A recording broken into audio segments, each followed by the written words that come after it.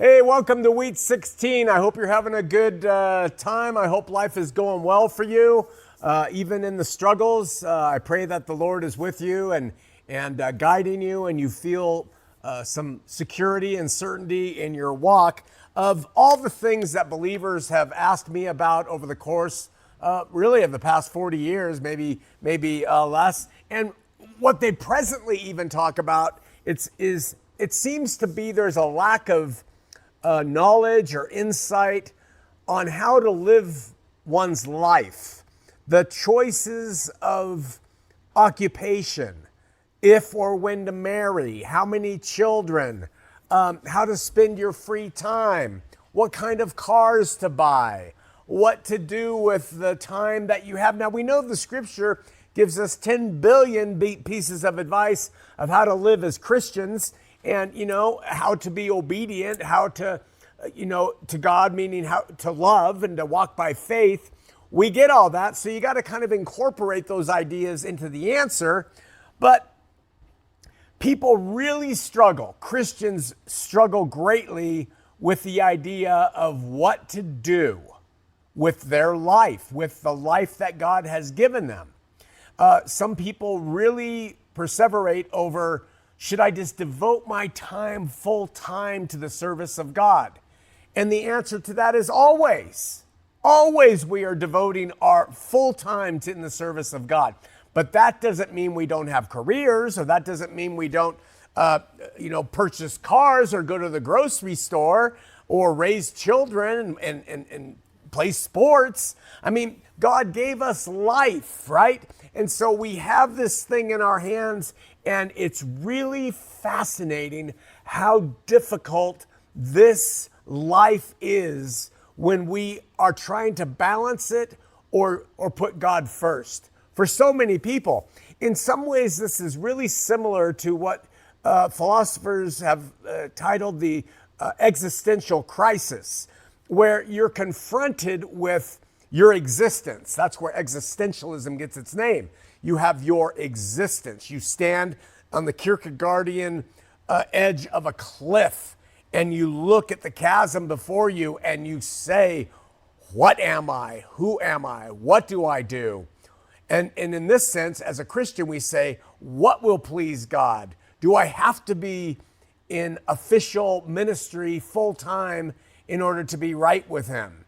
And are the only people who are pleasing to Him really pastors and preachers and reverends and bishops who have gone in and studied Him and teach Him full time? Actually, I think that on them is really more of the onus of life to do it right, not so much a reward. I think the reward for the life lived is given to all people equally by God. Whether you're a corporate scion or you're an inventor, or you're a trash person, or you're a nurse, whatever you are, I think God sees us all equally in how we approach life. And so I just want to share with you something really short and succinct that came to me. And I would advise this to you in how you choose to live your life.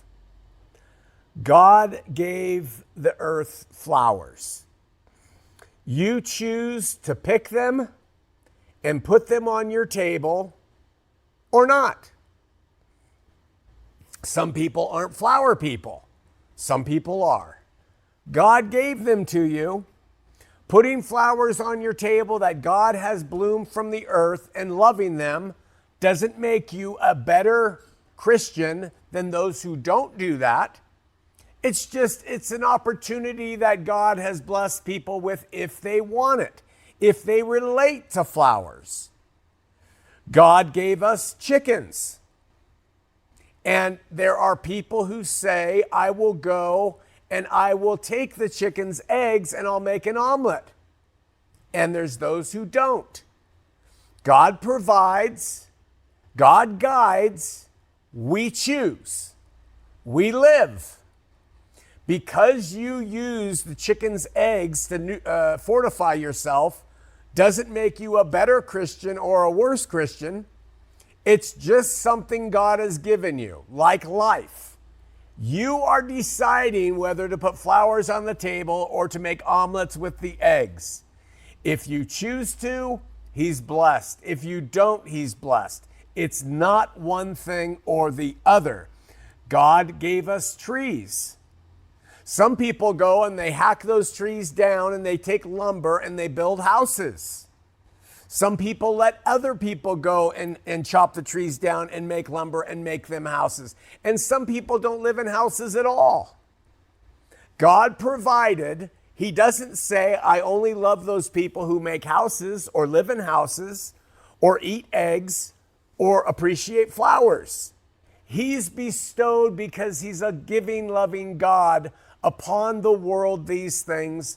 And you, made in his image and having the freedom to choose, can participate in such things or not.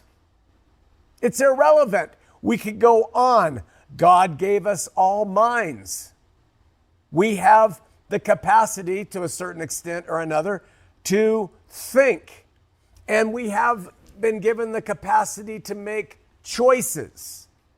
Sometimes we make bad ones, sometimes good ones. Sometimes people don't like to think. They never read a book. They never consider concepts. They go through life just barely thinking, and they just are acted upon by life. God doesn't love them less. If you choose to think and use your mind and make good decisions, you seem to have a better outcome than someone who doesn't think, but it's up to you.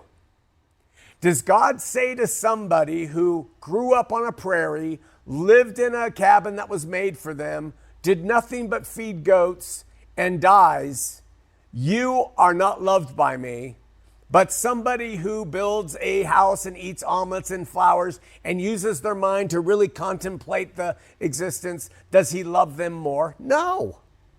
So I'm saying it all this way so we can relax with God and what he desires for us in our lives in terms of output, in terms of choices, in terms of lifestyle. We take our thoughts and we use them wisely, or we don't, right? And then we can come to God gave us time. Everybody has been given an allotted amount of time. It's precious. Some people squander it. All they do is watch TV. All they do is go to amusement parks or whatever, take drugs or whatever it is. And some people take their time and they say, I want to use it a little better in terms of output, and I want to devote my time to learning. I want to devote my time to serving. I want to devote my time to understanding the things of God. God makes it open for everybody, right? Does he love you differently if you focus your life on learning about him? No. Do you benefit if you focus your life by learning of him? I think so. I would promote that. So if somebody is an engineer, somebody's a doctor, or somebody is a trash collector, I would say the same thing. I would make sure that if you care about God, that you devote some of your time to knowing him, to pursuing him. And if you don't, then enjoy the life he's given you, because it is a gift. Finally, when we come to this, God gave us his son. And he didn't give us his son conditionally. He gave us his son unconditionally. Gave him, God so loved the world that he gave. So people again choose, like they choose flowers, eggs, homes, education, good choices and bad. They choose to incorporate the victory of his son in reconciling them to God or not. He loves people who have said, I don't care about what he's given to me in his son. Now, for believers on the son, that's hard for us to even imagine. In fact, most people would never even say that. They say, oh no, God is displeased with them. God has given out of love, and he loves his creations. And we benefit by choosing his son that he gave and placing our faith in him. Those who don't are still loved. I'm putting it all this way so we can just calm down. It's all about liberty. That's why we're called Christian Ultra-Libertarians for Truth. It's all about the choices that you are led to make. Now, final thing. I believe God will lead people by his Spirit, empower them in accordance with the desires of their heart, if those desires are in accordance with his will. And so when you bring him into the mix, it helps you in achieving the things, the desires of your heart. I think it's a tough road to hoe when you try to achieve things and do things without him. Not that you can't. I mean, Jeff Bezos has achieved a lot without God, I'm guessing. God's not in his life.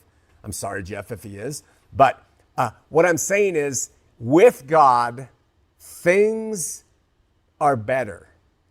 They can be harder. They can take more patience on your part. But with him, I propose to people, you do far better including him in the desires of your heart than not. So, let me work backward. I think there's great blessing and benefit to someone who sees the flowers and rejoices that God gave them and cuts them and puts them on their table out of gratitude and praises God for the beauty of them.